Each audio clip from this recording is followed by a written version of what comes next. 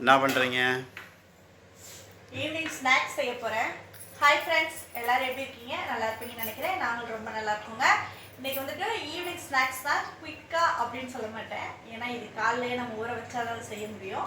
பட்டாணியை வச்சு ரோட்டுக்கடை சுண்டல்னு சொல்லுவாங்க. ஆனால் அது பட்டாணி வச்சு தான் செய்வாங்க. ஏன் அது பட்டாணி வச்சு தான் செய்கிறாங்க, ஆனால் ரோட்டுக்கடை சுண்டல்னு சொல்கிறாங்க? ஏன் தெரியல எனக்கு என்னன்ட்டு.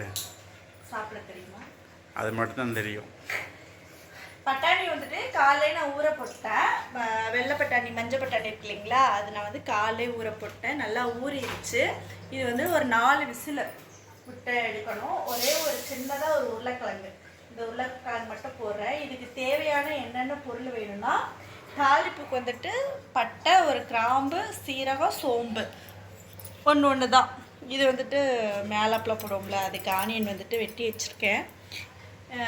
தாளிப்புக்கு வந்துட்டு ஒரு பெரிய வெங்காயம், ஒரு தக்காளி, மல்லி இலை, கருவேப்பிலை, இஞ்சி பூண்டு பேஸ்ட்டு, அப்புறம் வந்து அந்த கொலவலப்பு கொடுக்குறக்காக கடல மாவு, வரமிளகாத்தூள், கரம் மசாலா தூள், லைட்டாக கொஞ்சம் டேஸ்ட்டு தூக்கி கொடுக்குறதுக்காக சிக்கன் மசாலா நான் வந்து சேர்த்துக்கிறேன். நீங்கள் என்ன சேர்த்துக்கிறீங்கன்னு சொல்லுங்கள்.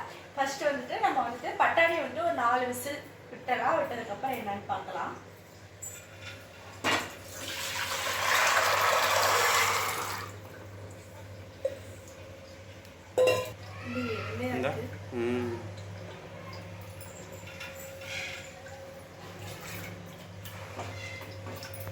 வந்துட்டு நம்ம பட்டாணியை வந்துட்டு குக்கரில் தான் நான் பண்ணுறேன்.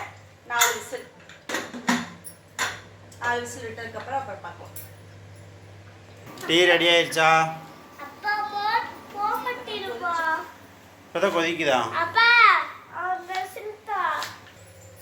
பட்டாணி நல்லா செமையாக வந்துருச்சு. செம்மையா இருக்கு.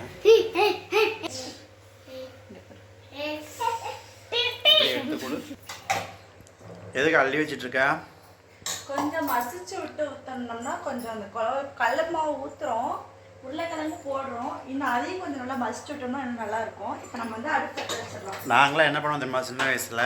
என்ன பண்ணுவீங்க? தாளிச்சு இந்த மாதிரிலாம் எங்கள் அம்மா குழம்பு வைப்பாங்கல்ல, குழம்பு வைக்கிறப்ப இந்த மாதிரி அவிச்சு வச்சுருப்பாங்க. அதிலே பாதி எடுத்து சாப்பிட்ருவோம். அதே எங்களுக்கு ஸ்நாக்ஸ். அப்போல்லாம் எங்களுக்கு இந்த பயிர் தான், மொச்சை பயிறு, பட்டை பயிறு இதெல்லாம் வேக வச்சுருப்பாங்களா, அப்போ நாங்கள் இதுதான் சாப்பிடுவோம். மொச்சக்காய் அப்படியே வேக வச்சு தட்டாங்காய் இதெல்லாம் என்ன வயலுக்கு அப்படியே பிடிச்சிட்டு வந்து அப்படியே தட்டாங்காய் நாங்களும் அப்படி தான் பண்ணுவோம். இதில் போட்டு அது மசிச்சோம்னா மசிஞ்சிரும். தெரியுதா? மசிஞ்சிரும். கட்டகிராம்லாம் போட்டு வெங்காயம் போட்டு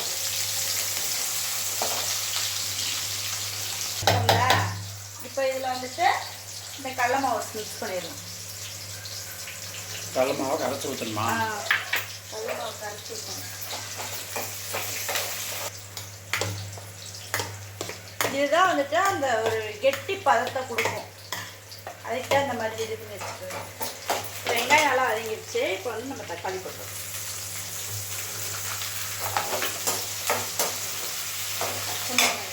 லைட்டாக மஞ்சள்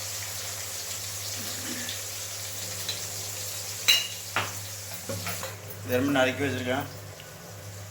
அது வந்துட்டு சாப்பிட்றப்ப மேலே டாப்பிங்ஸ் போட்டு கொடுப்பாங்கல்ல, அதுக்காக பச்சை மிளகா வெட்டிட்டு இருக்க. காரத்துக்கு வந்து பச்சை மிளகாயா? இல்லை, இது மசாலாவும் போடுறேன். பச்சை மிளகாய் நல்லா இருக்கும். வந்துட்டு இஞ்சி பூண்டு பேஸ்ட் வந்துட்டு ஒரு 1/2 ஸ்பூன் போட்டிருக்கேன். இந்த போட்டிருக்கீங்க. இப்போ நம்ம இந்த பச்சை மிளகாயும் போட்டுருவோம்.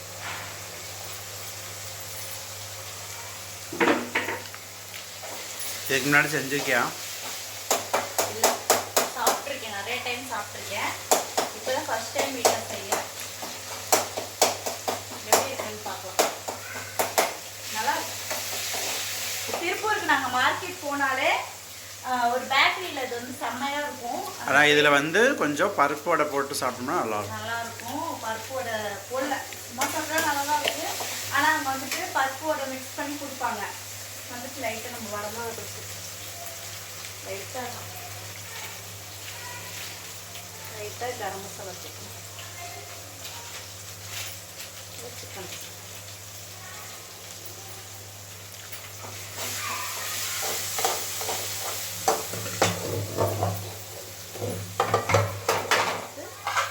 பட்டாணி போட்டுருவோம்.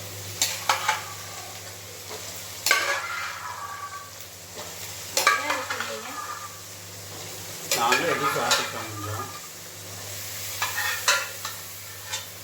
எடுத்து சாப்பிட்டோம்.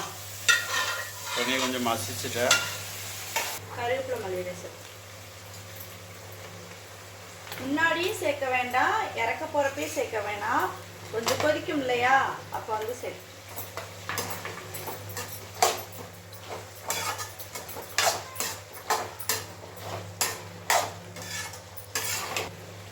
அதில் மிக்ஸ் பண்ணி வச்சுக்கோம் இல்லையா.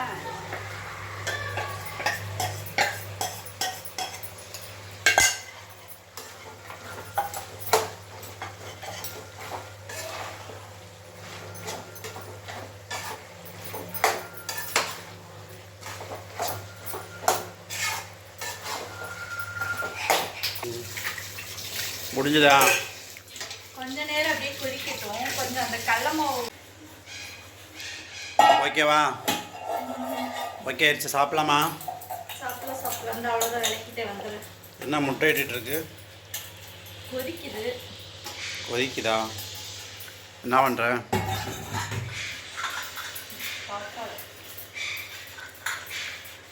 வேலைக்கு போயிட்டு வந்துட்டு ரெடி பண்ணிட்டு இருக்கோம்.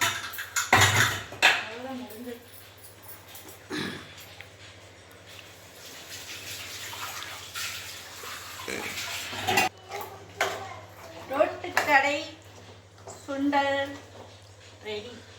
ரோட்டுக்கடை சுண்டல் ரெடி. வாங்க எல்லாரும் சாப்பிடலாம். யார் யார் சாப்பிடலாம்? சரண், சாந்தனு சாப்பிடலாம். வாங்கோ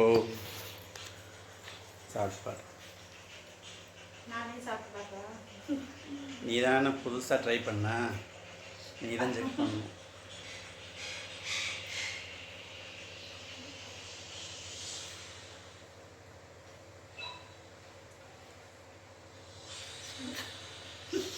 வாய் வெந்து போச்சுன்னா என்ன பண்ணுறது? சூடாக சாப்பிட்டா தான் நல்லாயிருக்கும்.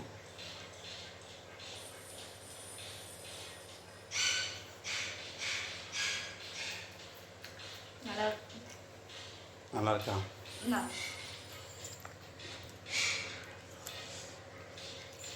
எப்படி செம்மையாக இருக்கு. நீங்கள் டேஸ்ட் பண்ணு.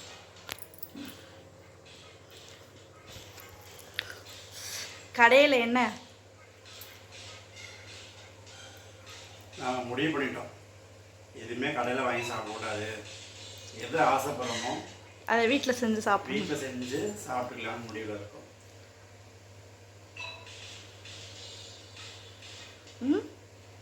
நல்லா இருக்கு, சூப்பராக இருக்கு. சூப்பராக இருக்கு.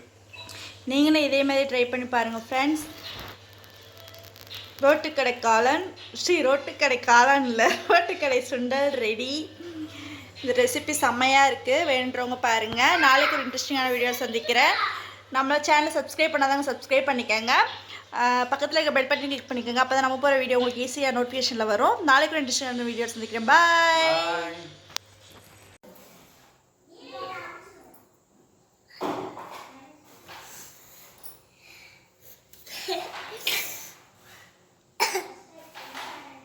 என்ன ஸ்பெஷல் இன்னைக்கு? ஈவினிங் ஸ்நாக்ஸ் தான் செஞ்சுருக்கோம். ரோட்டுக்கடை சுண்டல் வந்து வீட்டில் செஞ்சுருக்கேன். ஃபஸ்ட் டைம் ட்ரை பண்ணியிருக்கேன். செம்மையாக இருக்குது. எப்படிங்க இருந்துச்சு? நல்லாயிருக்கு. இதில் வந்து என்னென்னா பருப்பு வடை போட்டு சாப்பிட்டோம்னா நல்லாயிருக்கும். பருப்பு வடை நான் செய்யலை, வெறும் சுண்டல். ஏன்னா பருப்பு வடை வந்து அதில் நுணுக்கி போட்டு இந்த மாதிரி சுண்டல் போட்டு சாப்பிட்டோம்னா அப்படியே ஒரு டீ சாப்பிட்டோம்னா செம்மையாக இருக்கும். நல்லா இருக்குது. இதோட ரெசிபி வந்து நாளைக்கு மதியானம் வந்துட்டு